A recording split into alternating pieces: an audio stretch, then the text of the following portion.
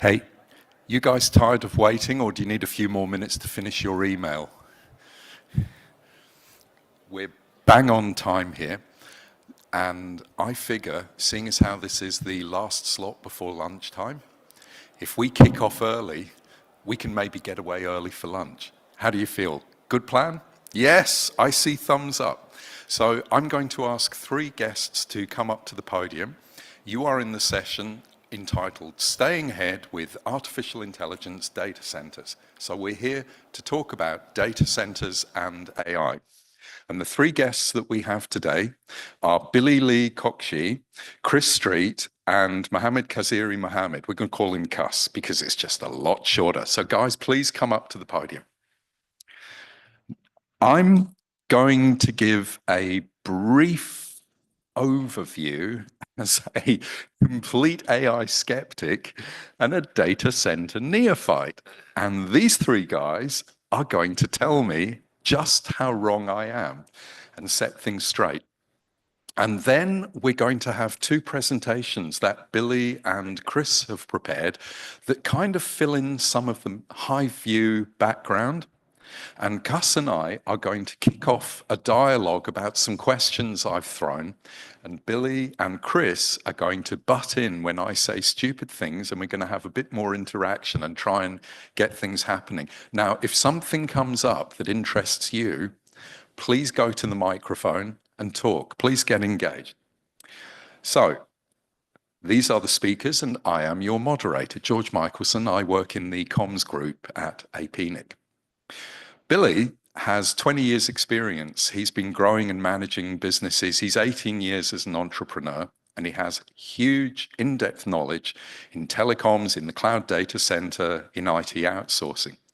So he's known in the Malaysian community for his work as chairman of the MDCA, and he's been working in outsourcing Malaysia for years as well. So he's got great depth in this space. Billy, welcome. So we have Chris Street from ST Telemedia, Global Data Center, GDC. He has 25 years in digital infrastructure. He's been the Chief Marketing Officer for GDC. He's been doing all kinds of things around the region, sales, marketing, engineering, operations. But if you look into his back record, he has done heaps and heaps of data center work. He's been doing stuff worldwide with massive companies like Amazon, Equinix, Switch, AT&T. He's got sheets of experience in this space. Cuss has 22 years in the industry, and he's the general manager specializing in AI at Telecom Malaysia. So we're all guys in the industry. Two of them are the side that do the dig and fill to make the thing build, and Gus actually runs AI systems inside the telco. So he's the one who's got the hands-on experience in this space. Although, speaking with Chris, I get the feeling there's more going on there than the property side. So we'll have to see. He's got extensive knowledge of the Cyberjaya build-out and what's happening in the industry. Okay. So let's just roll the clock back and think a little about the old internet. If you, like me, were working in ISPs in the early stages of internet, there was virtually no local content. And somewhere around 75% of all the traffic that you did with your customers in the dial-up pool in your local region, it was heading offshore because it had to get the content. So the primary role of the ISP in these days was the channel to get transit happening. The ISP was making local eyeballs see visibility of data coming in internationally. And there was this really strange outcome that if you are operating in a non-English language community, the strong likelihood was that you were having to do content development in your own language to then host it somewhere overseas in Europe or America in order to present that information back to your local community in local language. And it really was exceptional. So the new internet, the one we're living in now, is completely different. And we have good reason to believe it is north of 95% of the content by packet count and byte count that is actually coming close to you. It's from a CDN a data center that is either co-located in the telco, so Cus might well be operating these facilities, or it at most is one hop away in some kind of a build out local to you. And the one exception to this is when you have economies that, for various reasons, I hope we're going to unpack, don't have data centers. But if you have data centers, that is where your local traffic is going. So this begs the question, where are the low densities for DCs? Well, looking worldwide, our region, the Asia Pacific economies, are not quite as rich as the European and the US and Canadian footprint for build out of these facilities. Now, there are a lot of DCs in our region. There are huge counts of DCs in Singapore and in Hong Kong. Japan has all kinds of redundancy plans to make sure that data centers lie either side of the fault lines for earthquake risk. South Korea, China is huge in DCs. Australia now is a local hub for English language service. A lot of New Zealand ISPs are looking at that going, how come you guys have it and we don't? There's all kinds of play. But the thing is, a lot of other economies in our region, and remember there are 56 of them, don't have the same level of investment. But there is a time of change here. There's been a lot of build happening, and in particular, Malaysia is really interesting for this kind of build. This economy has been very interesting for build out of the DC. Okay, so now let's come to the AI side of things. Now, I have to tell you, I am personally a skeptic about AI. I don't personally believe SkyMesh is happening next week. Maybe Thursday, 5 p.m. I don't know, but I don't think it's going to happen. The thing is, we're not actually here to crit AI. We're here to talk about the technology. And it's kind of, to my thinking, it's like a label for some things that have been going on for a very long time. It means huge amounts of data, not just raw data in a data lake, but a constructed model of information. And you have to do a lot of work processing over that, parsing it and coming to some structural understanding of it, and then apply the principles of machine learning. So this technology mix comes down to, well, we have general purpose CPUs. Yeah, we did this in Intel hardware for a while, but the thing is, there is a lot of parallel processing going on here, and we actually need special purpose hardware. So there's some jargon that I've picked up on that I'm sure you have, that I'm hoping we may get a bit of exposure to. The idea of a tensor processing unit, as Google calls it, or a neural processing unit, as NVIDIA calls it. So that's the TPU and the NPU. They kind of overlap into GPUs. That amazing gamer card that your elder son has at home that he's running Task Force 2 on and is like killing everyone because he's in a low ping zone because he's the local gaming hub, that hardware had massive parallelism built into it. It had an instruction set and memory and extremely fast execution paths, and it has been repurposed to provide that functionality, to be the TPU and the NPU. But here's the thing. Jeff Houston has been looking at some of the underlying cost basis for this, and he did a blog recently at APNIC that looked at the extent you have to have these GPUs at play in your system to construct an AI model. And if you look at this table and you focus over on the far right-hand side, the principal point here is the count of GPUs. So looking at these different models named like Llama, Llama 2, Llama 3, GPT-3, these are demanding 400, 500, 600 GPUs to apply the logic to work on that model. GPT-4, on the other hand, has gone up by a decimal, 2 decimal orders of magnitude. We're now talking 34, 35, 40,000 GPUs have to be deployed to run this model. So again, I don't know if you've ever gone into your kids' room when they're using a gamer rig with a GPU, but these rigs have big fans. They are noisy fans because that FPGA, the chip that runs the GPU, runs hot. So when you look at these models and you look at the count of GPUs, what you have to think in your head is this is a high power device, it's emitting a lot of heat, and we have a lot of them. So essentially, AI, the problem with AI, that it's a data center on steroids. If you think about the classic DC, it was a purpose-built facility, and it would have two sources of power entry and power delivery with a liquid gas backup generator. It would have high velocity AC doing cooling. It was about 100 megawatts of burden.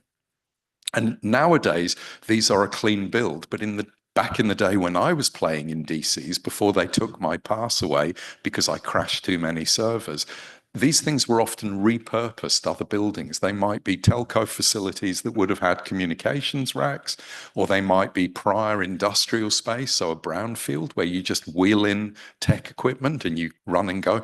It's not like that anymore. These things are built day one to provide that functional role, and they have standardized racking and power. The thing is, though, that they were often a multi-tenant situation. I think Chris may talk to this a bit, that this is something where you're not just selling solution to one party. There might be a lot of people coming in doing a lot of different things. So the power consumption patterns, they vary a bit by rack and by location, by time of day, because their service burden, it's a little variant. And most of the data flow in these places was going out of the room. They existed to provide a service to people in the location. They have to have data coming in, and they have to have all kinds of things like security features and failover features, but their real purpose was get things out the door. Well, an AI data center doesn't have to look the same. It is purpose-built, so it's got that commonality, but it is much more likely, because of the scale, that this is a single occupancy facility. There's going to be one entity running a scale solution. And it's not going to be that the tenants bring their design of computing and storage in the room. You have to build this thing so that it's identical equipment replicated throughout the build. It's the same load running all the time, which means that the air conditioning and the power burden has risen dramatically. I mean, seriously dramatically. But also, the nature of data flow has changed, because now that it's no longer just sending information out into the world, it's actually operating inside the room, doing a lot more complex work in the room. So it's become a communications burden. Okay, if we think about power budget, the old DC, I mean, the low end was kilowatts in the rack, and it was a 20 megawatt room at a small size. I mean, this is feasible build. You might head to 50 to 100 megawatts, maybe 250. You're looking at somewhere around 60% of that presented burden was the mental model. What's the power drain? Well, an AI DC has a massive increment in burden. You could have 50 megawatts in one rack. You are now talking about a gigawatt of power consumption. You can't sink a gigawatt into a single building. This means that you're talking about multiple buildings. You're building a campus. And you need to do this both for the the power management, and for the cooling burden. You don't want to have to shed heat in one single room. You want to construct units that you can actually feasibly engineer to cool down and manage. And you probably are running this thing full speed all the time. So you used to think maybe a 60% load. No, you're probably running above 80% of your burden. If you set a gigawatt, you're running at 800 megawatts pretty well all the time. Okay, so this introduces a problem, and I'm not going to read this slide, but I would ask you to read it and to think about it. If you are a local council, you want to encourage business development, right? You want people investing in your local area because that's income from land rent and from rates for offices and the potential for jobs. But you also incur a burden. You have to supply heat and power management for this company. Sure, they're going to do their share, but you have to get goods delivered to the door. You need roads, you need infrastructure. So an AI company fronts on you out of the blue and says, hey, we'd like to build where you are. Oh, yeah, we need some land, and we've got about 24 million of spend on the power supply we'd like to do. So we'd like you to backhaul another 2 gig of bandwidth in power terms into this facility.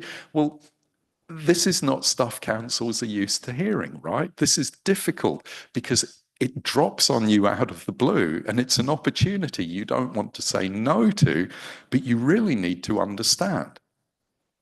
Well, that problem that we saw there with Musk's investment in a gigawatt power supply burden for a build in the States, it's happening here as well. And other economies in our region have had to bear this cost. Singapore, for instance, declared a moratorium in investment in data center because the power burdens were starting to exceed their long-term planning for delivery of power into the region. Malaysia has to think really seriously about where the energy is coming into the country to supply the energy to meet the market. So this problem of we want the data center, it comes with this additional burden. You have to understand the planning cost. Okay, so the other part of the story that I hope we get to is that this idea of the DC hosting AI, selling AI solutions out into the marketplace, it actually includes the idea, could we maybe use that AI to perform operational burdens in our own network? I was talking with someone last night and he said there's a really severe problem emerging in our industry. There's a lack of new entrants into network operations and management. And so we're struggling to find bodies, brains principally, to do the awesome configuring the network. It's not that AI necessarily is better, although I guess Gus is going to talk to us about that in Telecom Malaysia. The problem is we actually don't have the people to run the systems. So there's an opportunity here.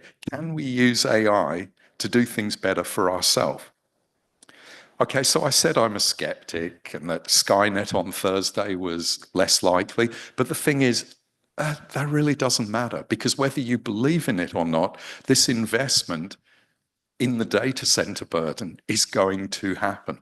And machine learning, the language models, the transformers, they're already used to supply service. So it's not like they're going to go away. And that means to the extent we're building out data centers, we have to understand the cost burden. Okay, what is this going to look like? Well, this is where our guests are going to focus. Our first two guests are going to be talking a lot about the scenario for this build out at scale. But I want to invite you to think about the possibility we've actually got things a bit mismatched here because we are now seeing divergent models in the AI space emerge. And there's the potential that there may be cheaper versions of the same technology that might emerge. And all that does in our situation here is it introduces more risk. Because if the planning cycle to build one of these babies is a 5 or 10-year mission, and if you're building it to a model of massive GPU farms with a single tenant to a single purpose, and it turns out that the model has shifted back maybe to smaller tenancy and replication of smaller models, that capital investment may not be a fit for the way people actually want to run. So the other side of this deal, when you're up at 10,000 feet, is what's the risk profile like, understanding how AI is going to run. Okay, so this is just to give you a headline to some of the questions that I'm going to be throwing that Gus and I are going to maybe talk about, and I'm hoping that Chris and Billy will come into and talk about. But we're going to cut now to a presentation that Billy has prepared. I'm going to invite him to come to the podium, or if you prefer, you can present from there. So here is Billy to speak about the challenges hosting AI servers in the existing data center fabric. Thank you, George. Hi, good afternoon, everyone. So my name is Billy. So I'm going to talk about the challenges that we are facing. Actually, just by showing a brief look of the work that I have done for the past couple of years, actually, the dynamic of change are tremendous. And most of the time, when we think we have planned the right one, after a couple of months, we have to redo all the things on the drawing board. So this is how it goes.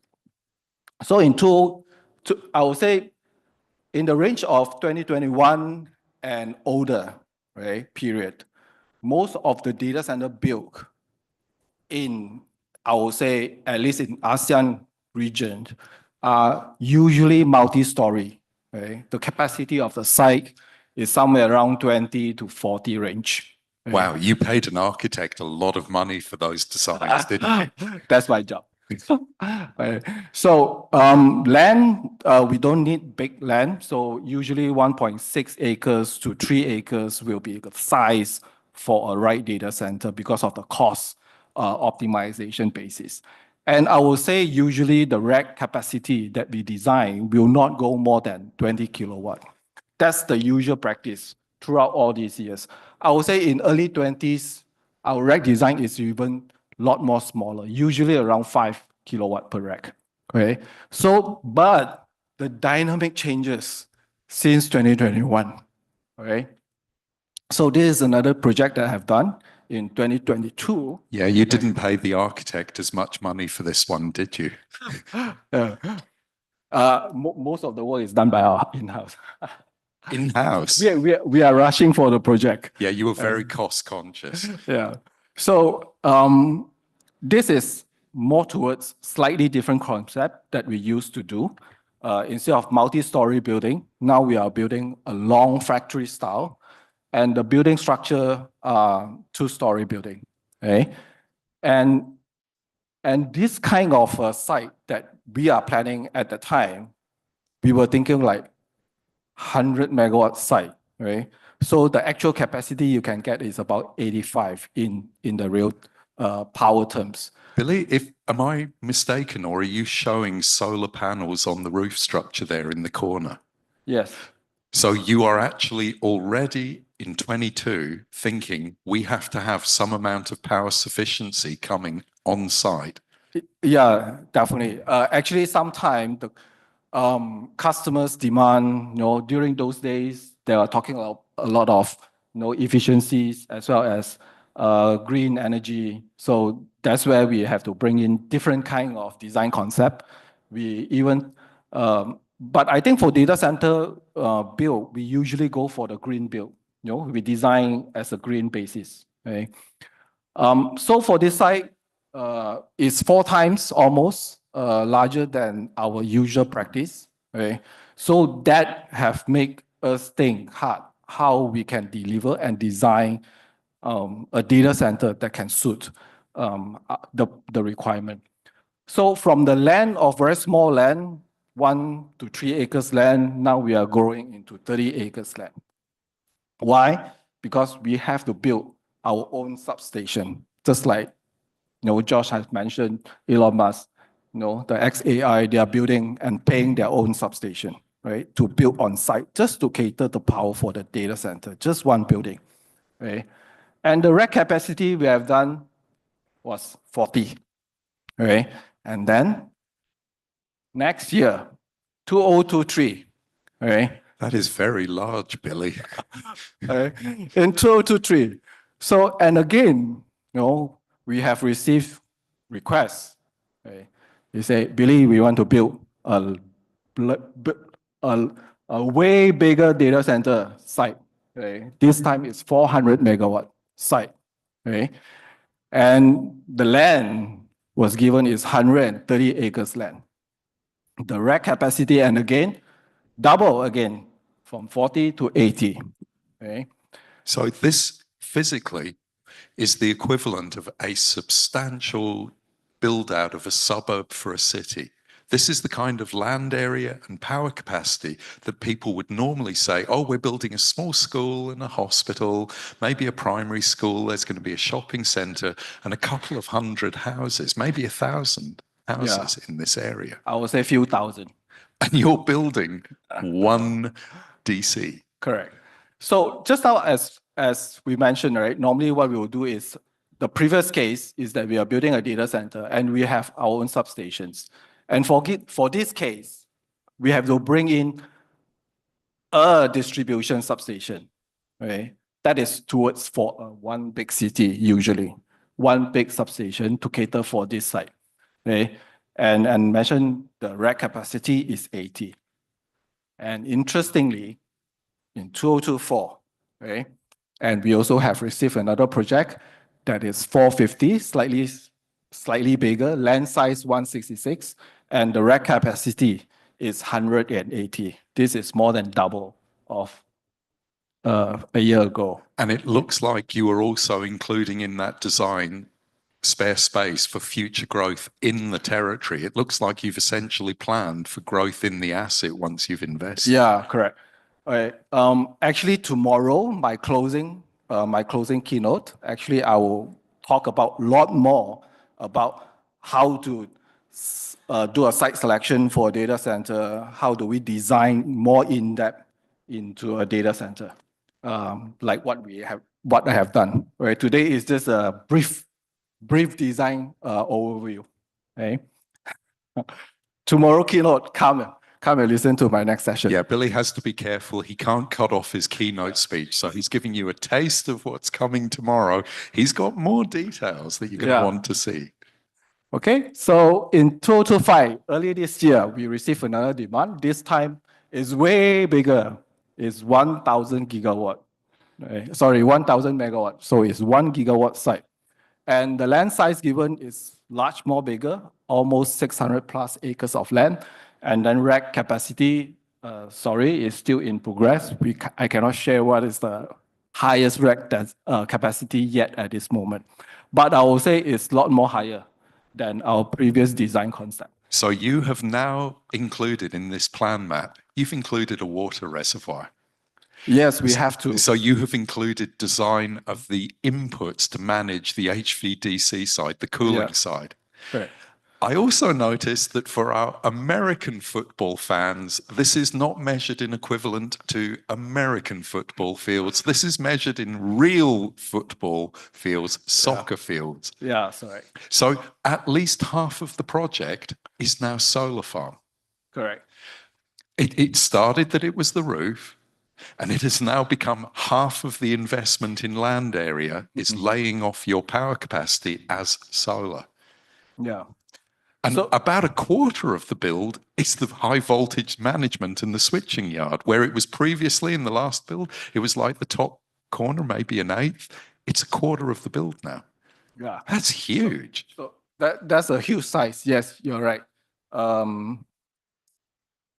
Usually, for a main power distribution switch yard, for the size of about 500 megawatt, you need to have a land size about, at least for Malaysia term, 10 acres. That's a minimum size. Okay. And depending on the configuration, the more different kind of configuration mix, then you need to have slightly bigger size. So it all depends. It's not one size fit all, but on average, I would say 500 megawatt, 10 acres of land is required. Okay. And a significant investment in battery as well. Battery electric. So this is not just solar to lay off daytime burden. You're including in the design battery component to provide megawatt hour capacity to run this thing after dark. Yep. Okay. So what constitutes of all this change? Okay. So I will say it's all processing power of all kinds of chips, from CPU, GPU, memory, etc.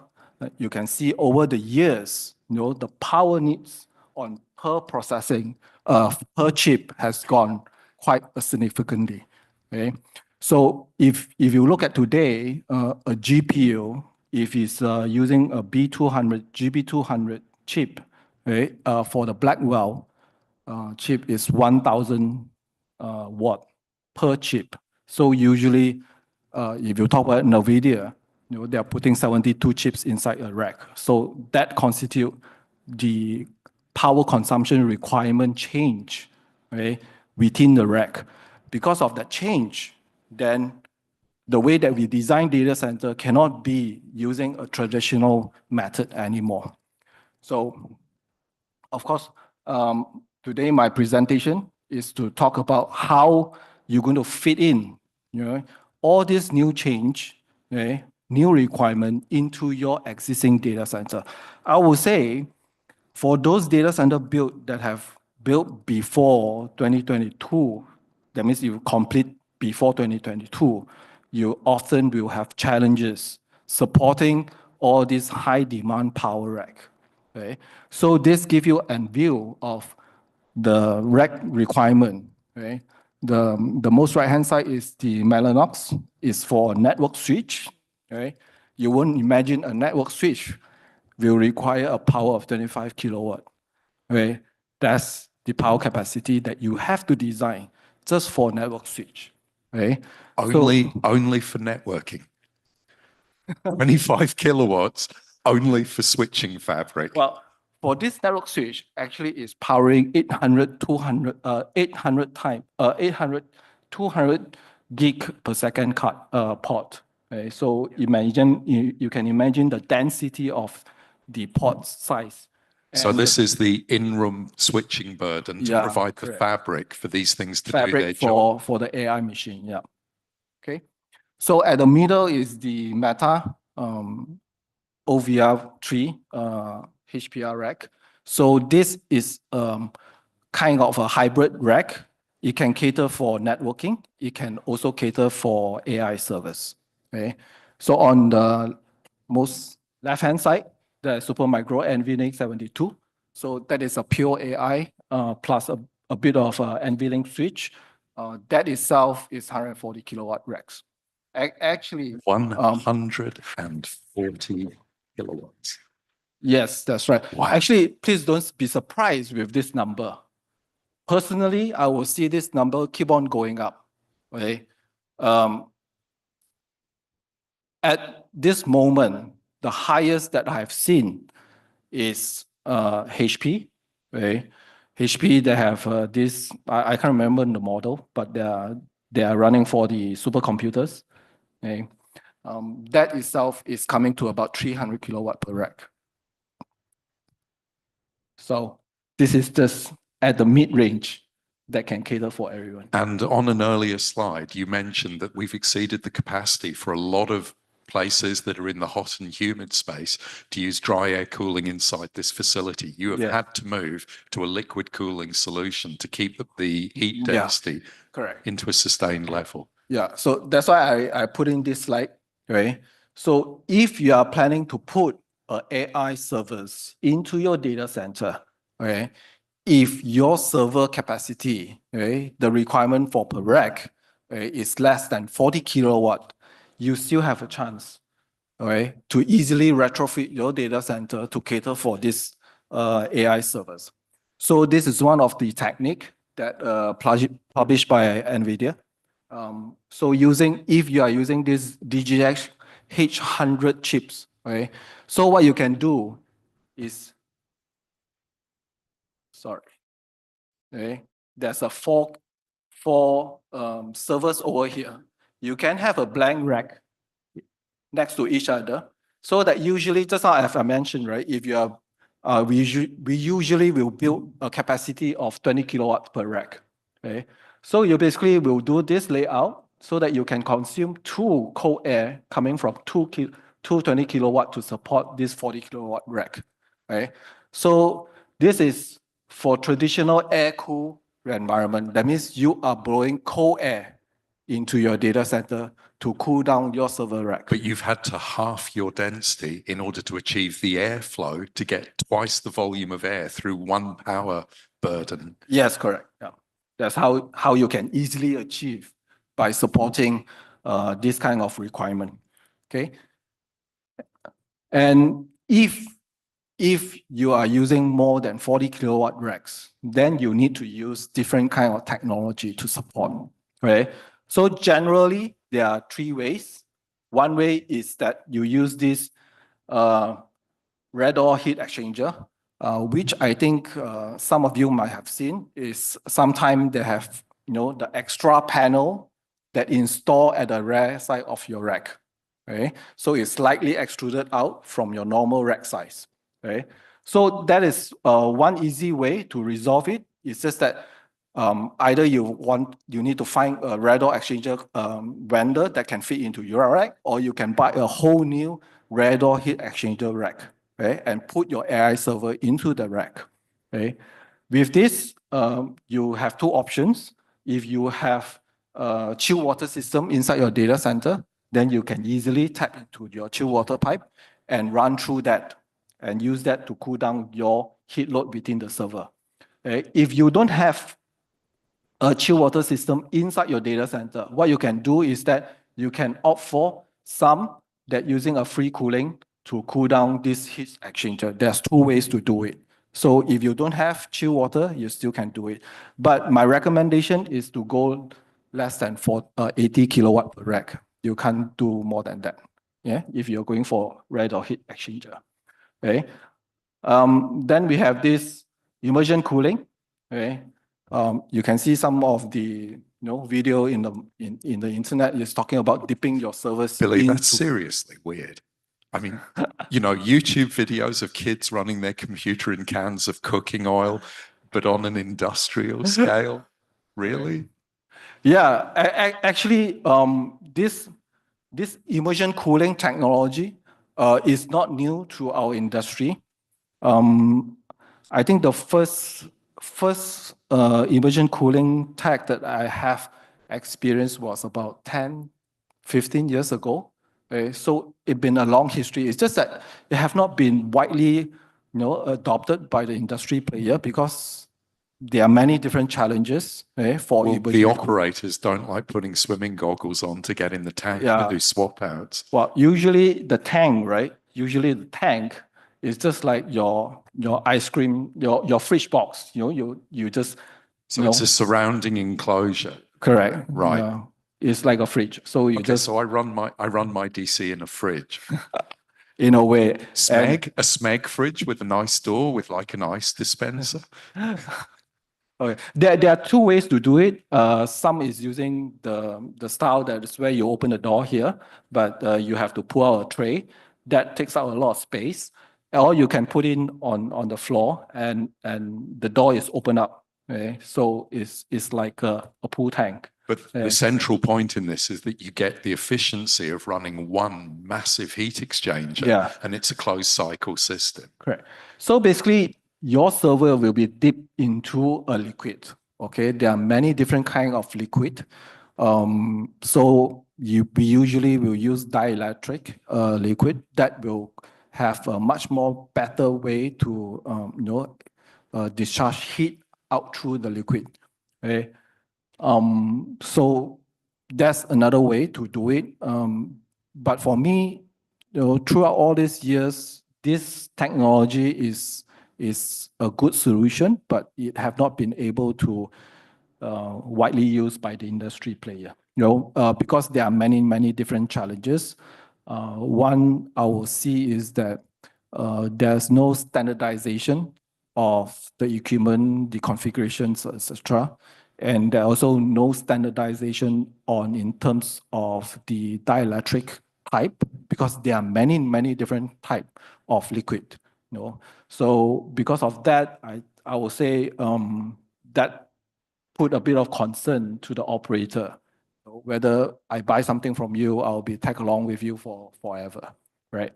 And beside that, there are a lot more other challenges, but let's go through the next one. Otherwise, I'll be running out of time. Okay. The next one will be direct to chip.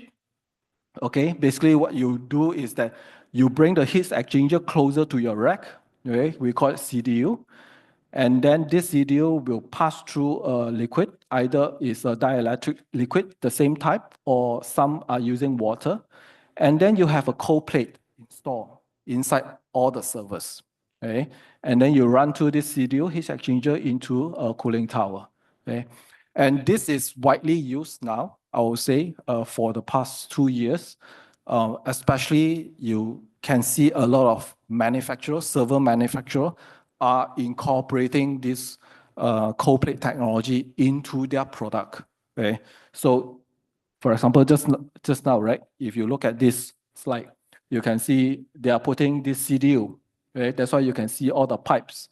Okay, going through this manifold, and then there will be another pipe going into the switch or the server, and then within the server it has a cold plate.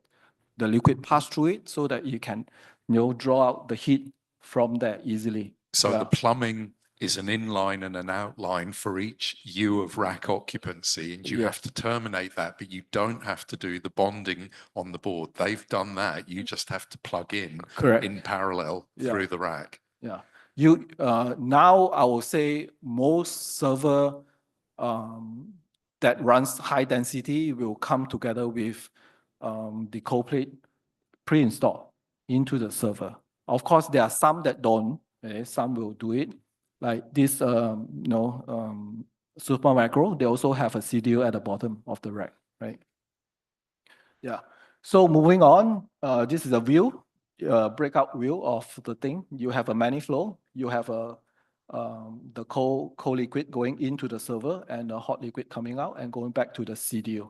So a CDU will usually looks like this, a 4U placed at the bottom of the rack. And then this CDU will have to exchange the heat through the facility water. Then you need a cooling tower. Okay. The good thing about this method is that you no longer need a chiller system. Usually, if you run the cooling system, you need a chiller system, big chiller system to run through it. For this technology, you just need a CDU, okay, a small unit, and go through the facility water, and you can cool down significant amount of the heat from the server. Okay.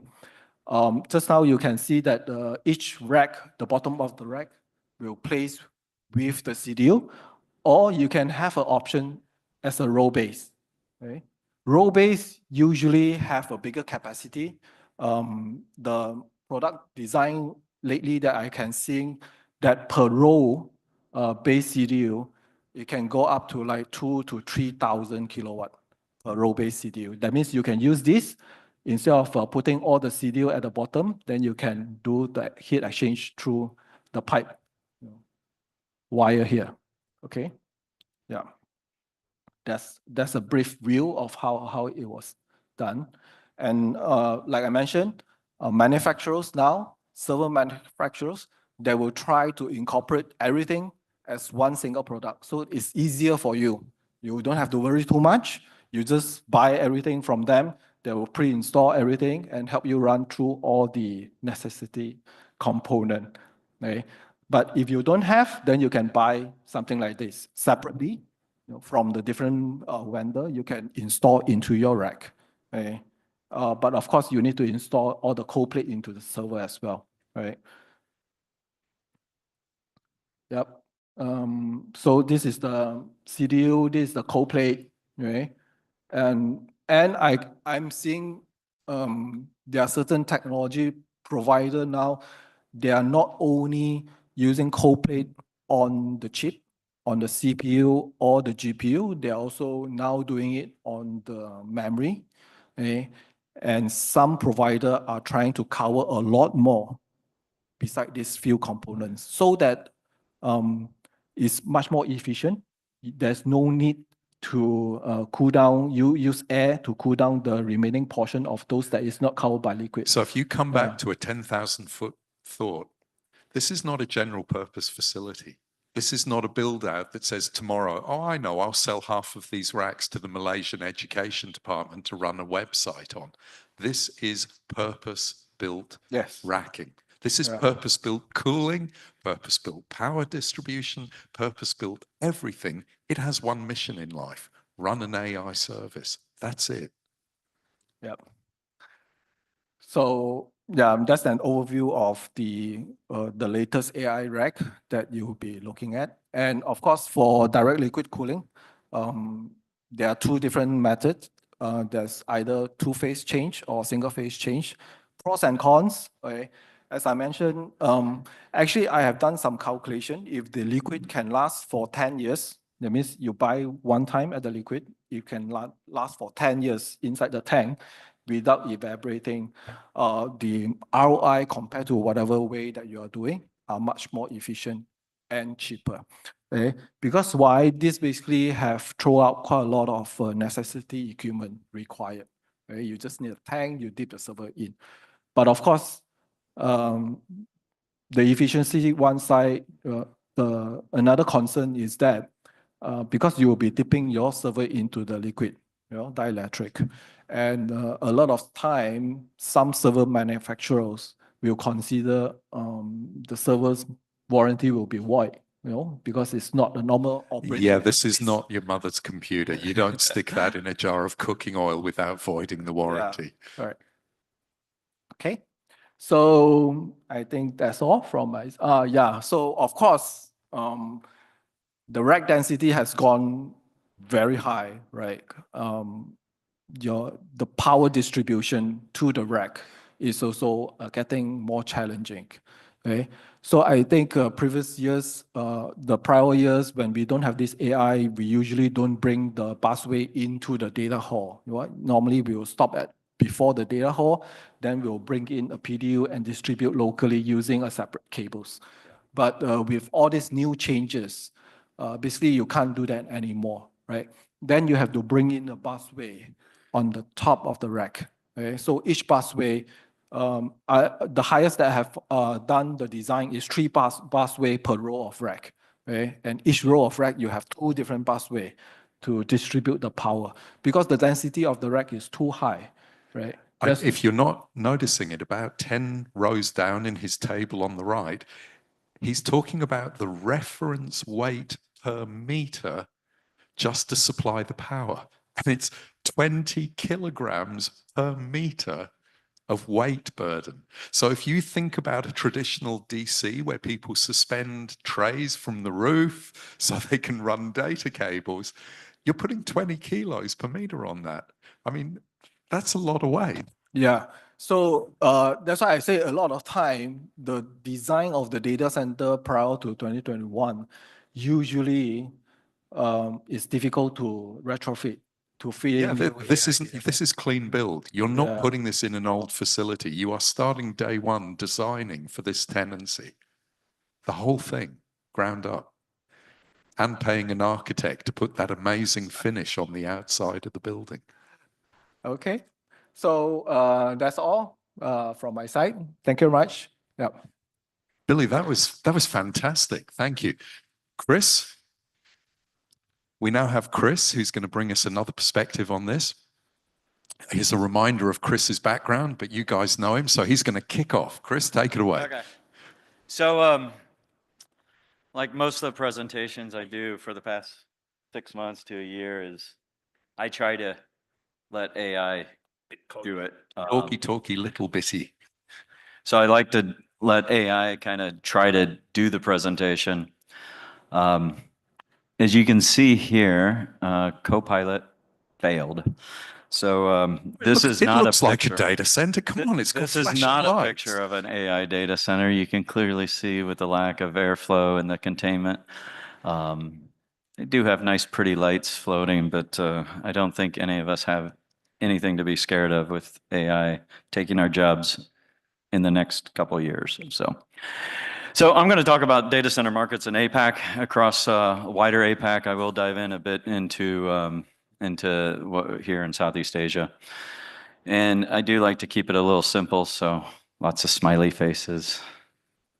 Smiling is good and frowning is bad if you're playing along. So, the regulatory environment is a bit mixed, right? As you see across all of Asia Pacific, there's a lot of very positive things going on within the different jurisdictions. And so there's a lot of investments from governments to both build innovation hubs around AI services.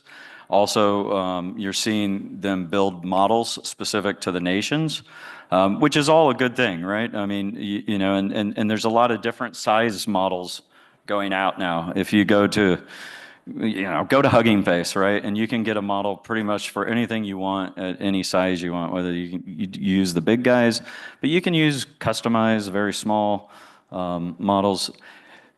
Singapore's done something, it's in the news probably about a year ago where they've are building their own LLM for Singapore, basically to guard against biases that might be from some of the larger LLMs out there and to help kind of make that homegrown. So this is where you police the content going into the construction of the complex model. They're selecting the inputs to be the things that they want to be reflected in this model. Yeah, I mean, every model is a reflection of what you want in it. Yeah. Nobody goes out there and, I mean, you poll the whole internet. Right. But, and they put a boundary around the stuff going in, but they Absolutely. also set the ceiling on the parameters and the complexity. and they can throw in the laws and make it local, right? So, there's a lot of work being done. I think, what was it, a couple weeks ago in Paris, right, around a big AI conference around the ethics of it. You're seeing those frameworks come in place.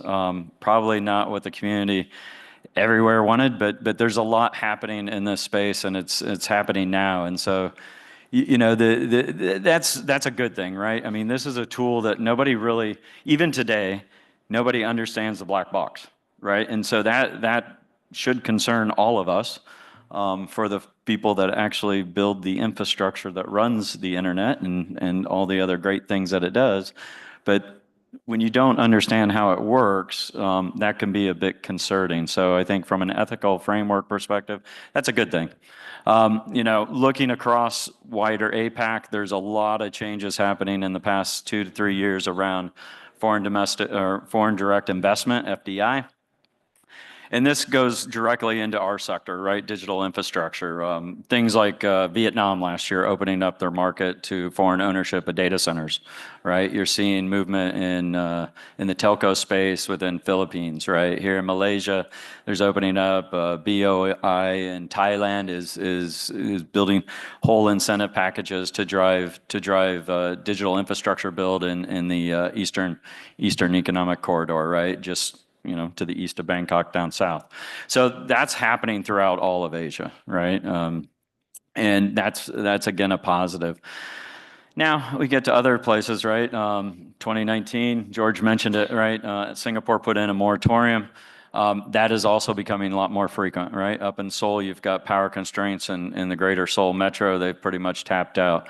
We've all been living, if you've operate data centers in Japan, Tokyo, it's 48 to 60 months to get a utility connection for anything So at it's scale. kind of like we're seeing both sides of the deal at the same time. We're seeing new entrants to the market liberalizing and saying, come site in us.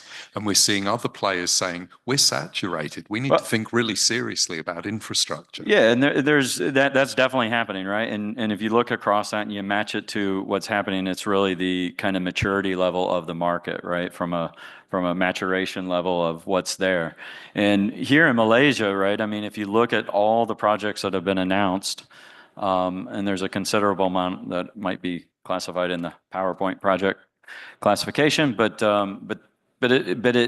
it exceeds the amount of power that Singapore has as a nation, right? There's like 13, 14 gigawatts of Malaysian data center projects that are out there on the books. Meanwhile, Singapore as a nation today has like 12.4 gigawatts. Like that's unsustainable, right? We all understand that. Well, it is essentially nation scale planning. If you're talking about the investment capacity purely to attract an industry, and you have to build the equivalent of your entire nation scale power supply to attract that industry, that's a really significant planning burden. It's a significant, but it also gets into the next point of investors, and some of this will go bust. Now, most of the investors, I would deem like our sector right now is, I would call it a bit frothy. But, the investors keep coming back. The access to private capital, it's pretty intriguing about what's happening. I've been doing data centers and infrastructure for 25 years plus now, and it's quite unique, right, with AI, because it's a completely new vector of growth that's pushing the business, and a lot of these funds, and it's really in the private capital, and it's both equity and debt, right? Like you can go out there and get it. The public markets and data center and infrastructure are still like, I mean, they're nice valuations, but it's pretty slow. This list is not comprehensive by any. I just kind of picked some that I thought was a nice kind of global representation. You've got folks out there, our company, we raised a little over $1 billion with a KKR consortium, AirTrunk, they had a complete sell of their business to Blackstone. Robin and team did a, $16 billion USD, right, for a 10-year-old data center company. Great operations, great business, but it's eye-watering kind of valuations. These are the kinds of companies that would invest in a new steel mill or a new LNG plant for sending or receiving, which is a 25 to 50-year investment life cycle on their industry. These are people who invest in building a new metro center, office tower, a 400-500 tenancy class building, and all of the lifetime of that, listed property trust people, and they're making these kinds of plays in data centers. In data centers. So, a couple jobs ago, my day job was about half of it anyways, was talking with the investors. And in Singapore, we have a lot of family offices, right, and high net worth individuals. And the family offices all wanted to get into data center, right, because this is 22, 23, it was the hot new space. But, the ticket price, they have maybe 80 million, 100 million. And I'm like, well, that can give you the first couple of phases of a data center now, right? Because the build cost is $1 billion investment. Well, I mean, even on a 300 million, right, which is a more rational kind of data center build now for 30 megawatts, 40 megawatts, it's not a gigawatt at all, and it's not an AI specific. It still doesn't get you into the game, right? It gets you a minority seat on the board at the best on these projects, or a 20% dig on the asset. And it's always the big funds going in here, but this list alone, I mean, it's everything in here. So you got the big hyperscale kind of colo data centers. You've got the guys doing retail. You've got them in Europe. You got them here in Asia. You got them in the Americas. It's everywhere, right? And like I said, it's debt, it's equity. Some of the debt is, a lot of the debt is actually got the sustainability linked and green bonds and all that associated with it, which is a bit ironic given the power resource uses. But yeah, IPOs are still a little dried up in the market, but we've got a few platforms. I think day one, the GDS International announced their intention to try this year, so we'll see. So, again, at a positive looking aspect here, you got the big guys, US hyperscalers that have announced, and this is I think from Bloomberg in the past week or so, what their projected CapEx spending is. It's up and to the right pretty much for all of them. There's a bit of a hiccup. Now, this isn't just data centers, and it isn't just data centers and network. This is also the IT kit. So when you build a data center and you're going to, use, I don't know, $500 million, the IT kit that goes in there is probably multiples of that, 2 to 3, right? And so overall, when the CapEx, this is a lot of what they're doing, and a lot of the special purpose for these individuals are, as Billy kind of mentioned, is specific to AI right now, all right? So it's still a very kind of, I guess, if you're looking at this from a forward-looking perspective, here in Asia, we haven't seen, I would say, full-blown AI training workloads coming. That 500 megawatt, 1 gigawatt campus just hasn't come here yet in force. There might be a couple projects out there. There's definitely stuff started. But I would say it's a lot different than what you're seeing in the US market. With that said, the US market is extremely frothy. But Chris, from the way you're talking about this, these guys are effectively competing in the same market of available power and land.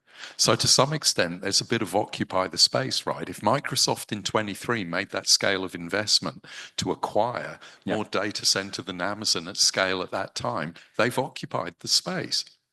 So well, I will say it's good to be a colo provider in the market. You get some of these projects and you bring them to market, and you're in situations where, I will touch wood when I say this, is that you got competing proposals to buy the capacity from you, which is quite unique in the 2.5 decades I've been doing this. Yeah. Now, that isn't every project. That's pretty unique. But there are those scenarios. We're not the only one. I know that there's others out there, and they are aggressively doing this. You saw this in Northern Virginia, in the Ashburn area, probably in 2016, where some of the hyperscalers would proactively go out and land bank and secure land and power rights. You're seeing people do this in different markets throughout Southeast Asia, where whether it's the operator, whether it's the end user, the hyperscaler, some of the neo clouds, as they're called, the GPU as a service folks, where they're trying to proactively land bank, go to the utility, secure the power, and then that way in hopes of kind of derailing or blocking other people from the same land. You've seen a bit of that in Jakarta. This is the kind of thing that actually leads to regulatory intervention. Like land banking is a huge issue in terms of exclusion of market competitors for services. So you're running straight into government regulation there. Well, and there's also this concept, and there's threads out there across different players that have brought this up. It's a concept of a fake data center project, right? So there's multiple applications. Sorry, can you say that again? Well, so it's a fake project because a fake center. Because they don't. I mean, there's people out there and developers in particular that are going out trying to secure power, but don't have the backing to actually create the data center that they say they're going to do. They're trying to secure the power in hopes that they can take that and monetize it in the market, right? Which is a monetizable asset. But the problem is they don't have the management team or the wherewithal to understand how to actually operate a data center, let alone a 5 megawatt, but a 50 or a 500 megawatt. They're clueless. And so there's this concept out there, and you're seeing it in the US in particular. I'm starting to see some of these applications across Asia because you've got the same issue, right? In Europe, you have metros and markets that have put moratoriums in. Singapore's got that. Seoul, you've got other places do it. All over the world, there's been moratoriums in the last decade, and it's not getting any easier. Yeah. Chris, I've got this idea. How about we build a storage facility for dielectric cooling liquids, and we buy all the dielectric cooling for the whole of Southeast Asia? Well, the problem with that is that there's two providers of that at scale. Now, we have a customer in ours that has, in Singapore, they've got more than 10, less than 20 megawatts in that immersion cooling tanks. In Tasmania, they've got a 20 megawatt site that's fully. So you're saying it's too late. We can't corner the market in dielectric. People do it. And I mean, the problem is there's two suppliers of that liquid, and so it's a tough market to get into. They haven't learned to manufacture at scale, and there's a lot of issues with that. Like to build data centers in that way, at scale, if you're going to take it beyond 10, 20, you got to have the ability to kind of shower the facilities. A lot of the solutions today don't have the network kit that can be immersed, and then you still got the issue. The biggest issue with the adoption is what Billy said, is that, at least from my experience, is that none of the server manufacturers will stand up on their warranties when you submerge. Right. The minute you put it in the tank, that's it. All bets. So why would you do that as an enterprise, right? I think this slide is absolutely fascinating, playing back to what Billy was saying about growth in region and capacity in region. This is like the diagram of where the money's being spent. So this is the cloud regions. And so what we're seeing anyways, is that most of the AI now, this isn't everything. There are unique cases, but most of the AI is going into the existing AZs, right? And so if you've got 3 or 4 AZs in a metro, the AI workloads are going in there today. There's projects going in, full scale, specialized data centers, 20, 30, 40, 50 megawatts, all direct to chip, right? There's scale at immersion cooling. This is happening all over Southeast Asia. What this doesn't show is this is obviously a snapshot, but how this developed, right? So Singapore was always there. It's got a gigawatt today. They opened the cloud. When I was with Amazon, we opened in 2010, like Q2. And they were the first in Asia, right? But over that time frame, right, you've got Singapore, you've got Indonesia that came up. And then most recently, right, it's Malaysia, Thailand, in Southeast Asia, that's about it at scale. There's some edge deployments across every market. The Chinese were the first movers. They're hyperscalers. They were the first movers in Jakarta. They're the first in, I think, in Malaysia, first in Thailand, and I think Ali's in Vietnam. You know, they were the first at core compute in Manila. So, I mean, you've got that dynamic in Southeast Asia, right? You got both East and West at scale operators, which is quite unique from other geos, right? You don't see that same scale of in North America. You don't see that in Europe to the same levels. But this also is going to be altering traffic flows in region. I mean, if people have been going to Singapore because that's where they had to go to get access to these facilities to run their models, and there's a build out in Jakarta of complex solutions that can run state scale models and systems, we're going to see change in the way people are using. Nobody's going to Singapore with a large scale model because there's no data centers to support it. So, I mean, they're doing the smaller markets, the smaller models there, but nobody, you know, there isn't 100 megawatts, right? There's another program of CFA2 that's going to be released, they say later this year in Q2, but that's not, you know, that's not going to go to a single user, and it's not going to be enough to support the AI if they want those large models. Singapore's made the position that they don't want the infrastructure. They're more than happy to do things in cooperation at a regional basis, and that's part of the Singapore Plus strategy, right? And so you've seen that come in quite a kind of a foundational thing, and it's not just around digital infrastructure, but they announced the special economic zone between Singapore and JB in January. First transnational SEZ, right? And there's like 8 or 9 industries. Digital is one of them, but it's really to incentivize digital infrastructure build. And from Singapore's perspective, it's because they want the infrastructure somewhere else. Yeah. But they're bringing still that being able to fund serve. to bear, so they're putting the capital in the ground, and they're JV owners in this thing. They're not going to have to carry the burden of the power budget. It's the value. Yep. So it's pretty exciting times from that, but this alone, I mean, George, the statement that you made around the network flows, they are changing, right? And you will see that change. You're starting to see. We were talking at breakfast this morning, a few of us on subsea, like where's the next cable hotbed, and there's different views on that, right? But there's really not a. I mean, Singapore's always been kind of that central point, right? And it still will play an important role in the wider landscape, but there's a lot more options nowadays where it makes sense. Coming to Malaysia makes sense. A lot of people trans-Pacific are dropping into Philippines, right? It's not the easiest place, but it's being done. So, you know, it's a whole new world. And that doesn't even get into the geopolitical risks with the South China Sea, but I'm not going to go there today. And then energy, right? So electricity, this is the big frown, right? This is, we are resource hogs. We take as an industry. We give a lot back from digital. I firmly believe that, but as data center operators, they consume a lot of energy. And so, you know, here, I'm not going to go into details. The renewables, this is opening up. ASEAN has made as a wider region, has made a huge initiative over the last 5 years to interconnect the grids. And so you're starting to see movement and ability to buy renewables across. You know, there's definitely projects, as Billy pointed out, direct connect to renewables. You know, you're not going to direct connect a 500 megawatt data center to a solar farm. It just doesn't happen, right? It's not enough. You know, but it's there. And I think, you know, we as an industry continue to push that. It is something that we need to do, and I'll leave it at that.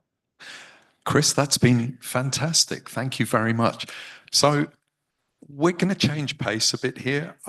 I've been extremely rude and I've been interrupting everyone, and we're going to move over to an opportunity for a bit more interactive dialogue. Sure. Do you want to take a microphone? There's 2 in the floor.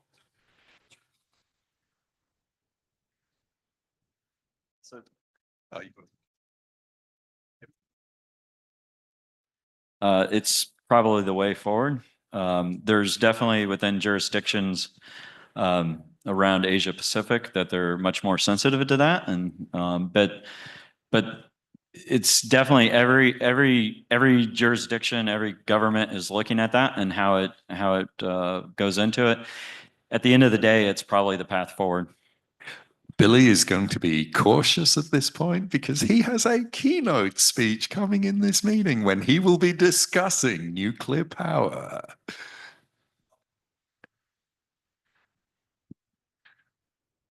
Yeah, Chris is right. For this region, the policies to support nuclear, we are still not there, right?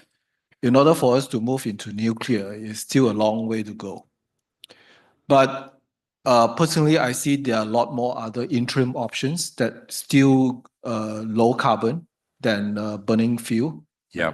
So there are way lot more other options than nuclear. Yeah. Okay, so I'm going to move into a question and answer session with Gus, who's the AI GM for Telecom Malaysia and has responsibilities to see deployment of AI into the network infrastructure. I want to get his perspective on how he feels about these questions I threw. And I was incredibly rude. I didn't tell Billy or Chris I was going to be slinging mud at them while they were talking, and you handled it like pros. So I apologize, and you did very well. But now it's your turn. While we're talking, please butt in and put me right when I say silly things, okay? Set me straight on the story. Okay, so Gus, the DC Network Challenge. I think I laid this track that said the network used to be getting data out to the customer, and it used to be a design to get out to transit. But what we've seen from Billy is that there's this massive in-room bandwidth. Can you talk a little bit about that? Okay, thank you, George.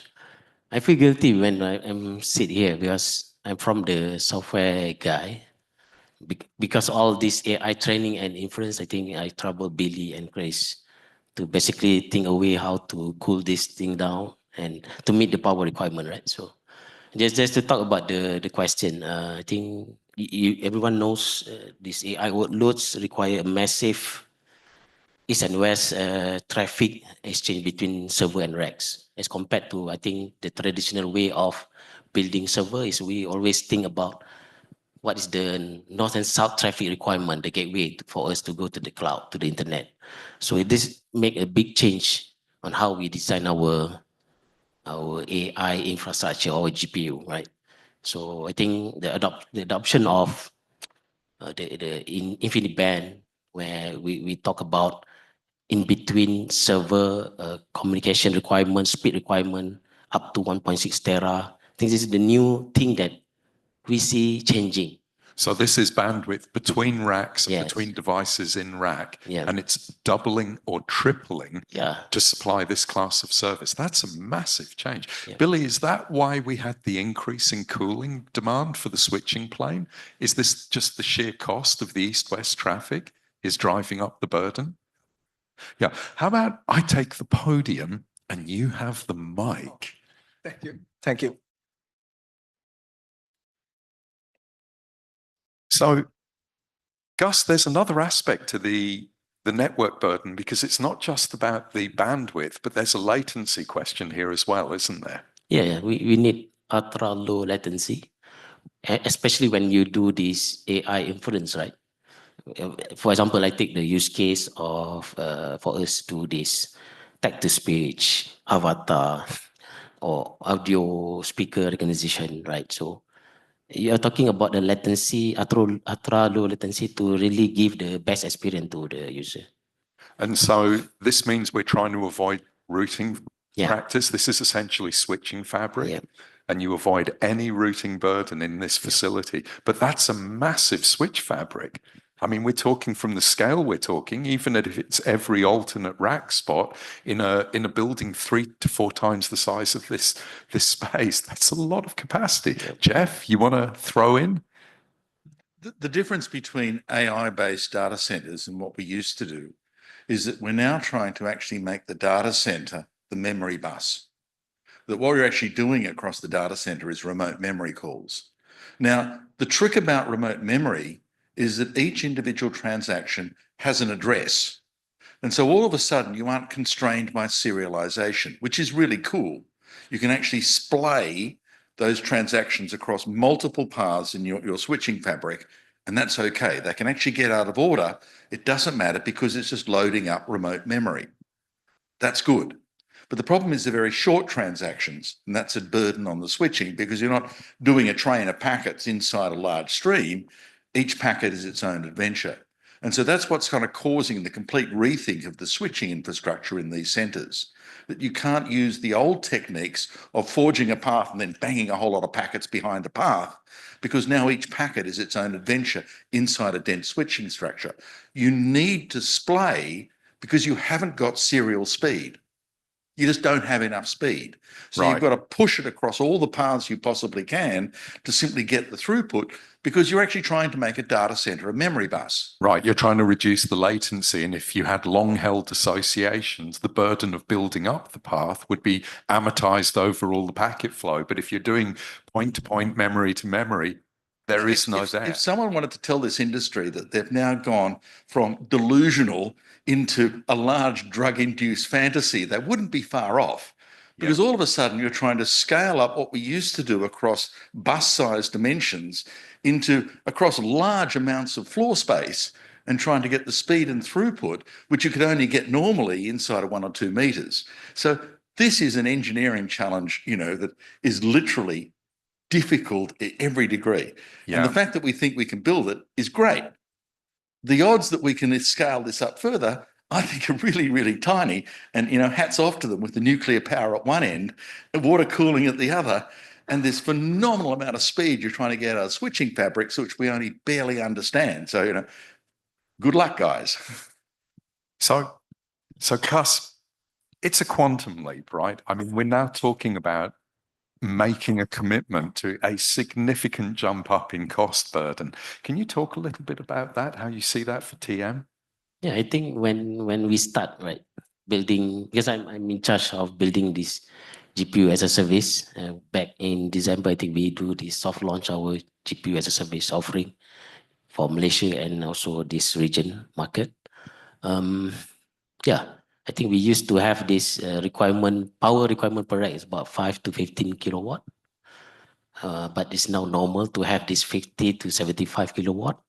And I think Billy's slide just now also shows that with this latest Blackwell, the power requirement is between 120 and 140.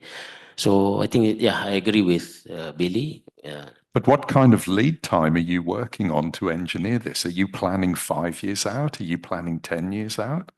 Yeah, when we start, right, in TM perspective, for the new higher powered DC, I think we know as well in market where we announced our JV with Singtel to build this 200 megawatt. I think this is where we will put all this high capacity GPU to serve the market.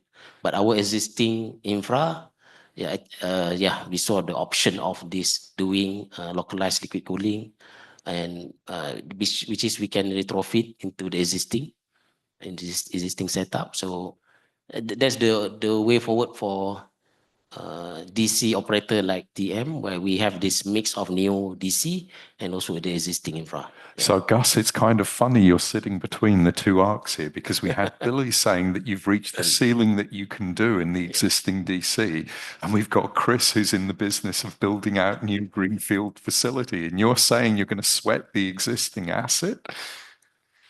I mean, it's going to be difficult. So do you think you might be building out to local? Could you be looking at some smaller builds and maybe distributing the burden throughout the TM network? Is that maybe an approach? Yeah, I think this is happening now, where we convert 6 of our connectivity nodes to be our edge, or I would call mini DC. Yeah. To basically to serve near to the use case. On top of our 6 DC, bigger DC that we have in KBDC, in Johor as well. So this what we are doing now in TM, where we convert our connectivity node into a edge or mini DC. It's happening now. So you regionalize the cost Yes, burden yes. out into what you've already got Yeah, in the yeah, ground. yeah. But you have got supply chain issues here. I mean, again, from the way Billy was talking, you have to completely redesign your rack model Yeah. around a whole new supply chain. This is very different. Yeah, but I have a question regarding on that.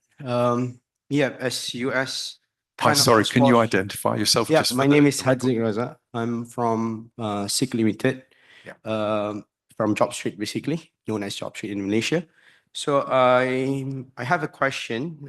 As US has enforced restriction on this AI chip, coming from the supply chain point of view, with all the DCs coming up in Southeast Asia, and the Southeast Asian country, namely like Malaysia, Singapore, has been restricted from getting the latest AI chip, H200, or maybe the latest AI chips. How we are navigating through these challenges from these data center providers, co-locations, as we are building this data center, but we can't get these chips. Yeah, And- that is a very interesting problem. So do you have any insights into managing that kind of activity, guys? Yeah, I think we are full aware of that. When I think US start to enforce, they start categorize this country. So, for example, Malaysia, they categorize the Malaysia as a tier 1 with Tier 2. a limitation of 15,000 GPU for 2 years. So I think that's the operator's responsibility to maintain multi-vendor. Yeah. Right? So means if we cannot buy chips from US, then we have to explore options. Yeah. As you, Kash, do you have, I mean, TM known as TM Research and Innovation, do we have in mind of building our own chips? Last time, our Minister Rafizi Ramli mentioned that we're going to build like our own GPUs.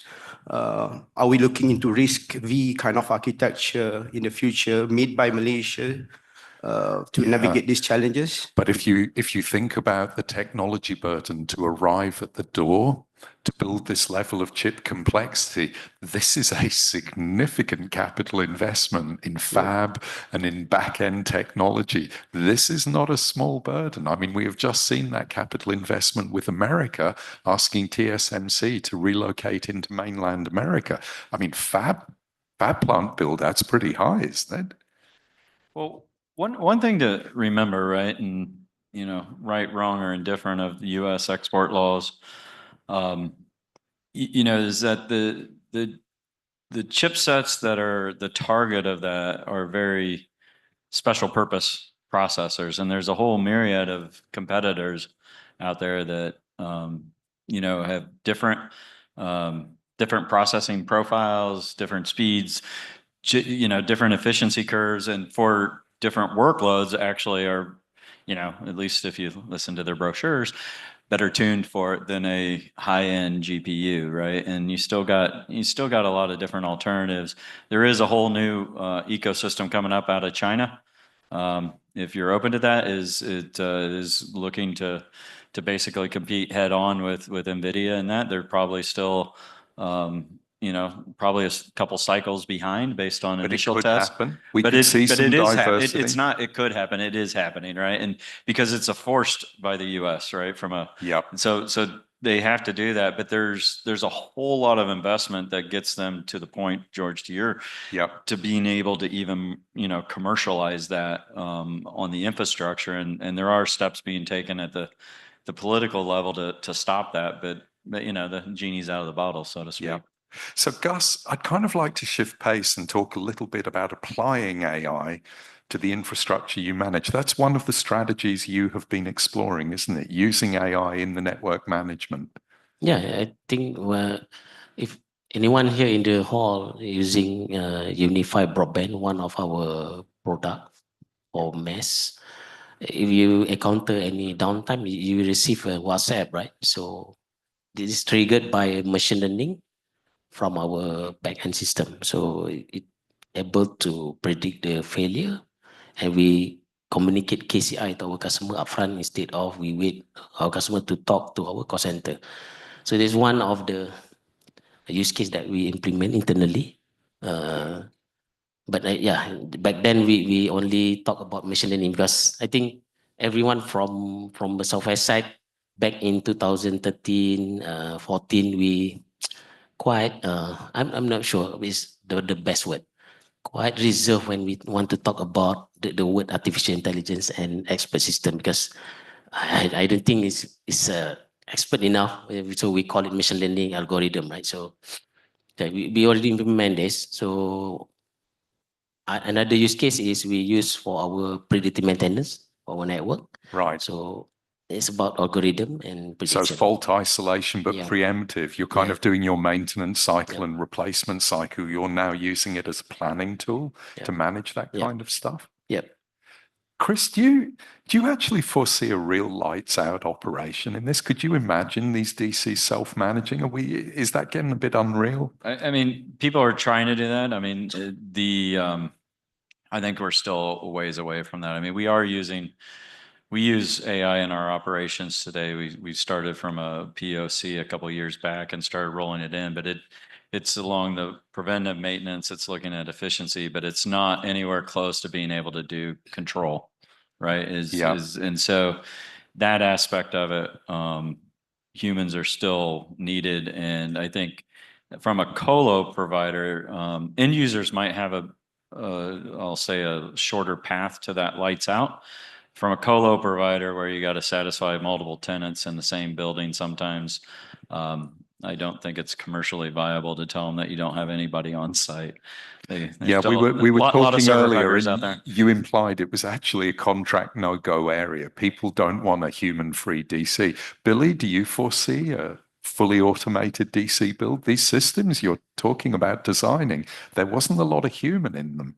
Yeah, I think eventually we will get there. It's just that there are so many things that we need to automate within the facility side, the M&E side and facility side. So automating those every single component is involving cost. So if you are willing, that's definitely a way to do it, right? Unfortunately, a lot of things right now, because of a cost constraint, you won't be able to build, everything be fully automated, right? So Gus, when we were talking and you showed me some of the ideas you had around these questions, you mentioned both a short and a long-term view. And I think in short term, you kind of got to the sense you're using it a little bit in network management, in fault isolation, preemptive maintenance. What's your long-term take on the applicability of AI here? Yeah, I think for the short term, what we are focused now is on customer experience. We are building our AI powered chatbot. It's not replacing our omni-channel where you have this option to talk to our live agent through chat or over the phone. We give alternative option to talk to our AI agent through chat and also conversation. I think we will announce it to the market so that our customer can have other alternative to talk to us instead of the normal traditional channel talk to us over Yeah. phone, right? So in the long term, I think yeah, we always aim to have this autonomous network. Yeah. So we are talking about ANL 4.0. I think there's conversation about how highly optimize the operation we can achieve, and the concept of dark node or less people in the NOC to do things, right? So Yeah. it's something that we Remember, you're talking to a room of network engineers. So yeah, I'm not. Yeah, I think we want to equip our engineer with these Yeah. AI tools to make their job easier. I think that's the aim. And Yeah. maybe if we wrap up here, what are the really critical considerations? What are the things we have to think about here as our main focal points building this stuff out? Yeah, I think when we start this AI journey, right, we need to have a clear governance frameworks, because I see many organizations struggle when they have this team that knows to do AI, but it's a fragmented AI initiative. Yeah. within IT, network, or even our business, right? So you need to have a very clear governance framework. And that kind of echoes in some way the stuff Chris was saying, that the governance at the national level for this kind of strategic planning, we really have to do this, don't we? It's not optional. Yeah. So I think Malaysia, I think they promote a lot of this AI ethics and responsible AI for us to develop the solution, so that, if you have the opportunity to talk to the our government agency, right? Yeah. 50% of this, national AI office is most of them coming from legal. So Yeah. that's how they craft the. And on the scaling thing, you kind of have some ideas there about scaling management. Yeah, I think when we build things, right? You saw Billy deck just now. Even when we talk about this interact connectivity, so you need to plan the scale from day one. So you need to avoid retrofitting things later in a later stage, right? I mean, Billy, these are nation scale plans you were putting up there. These are small city investments in distribution and land use and consumption of electricity and water. This is not small stuff, is it? Yeah, definitely. And imagine the cost. Well, scary cost, but then Chris is talking about the nature of capital investment in this space, and we are looking at the traditional scale agencies, Blackstone, KKR, people like that. They're the ones who are coming to market looking at these joint ventures, right, Chris? Yeah, I mean,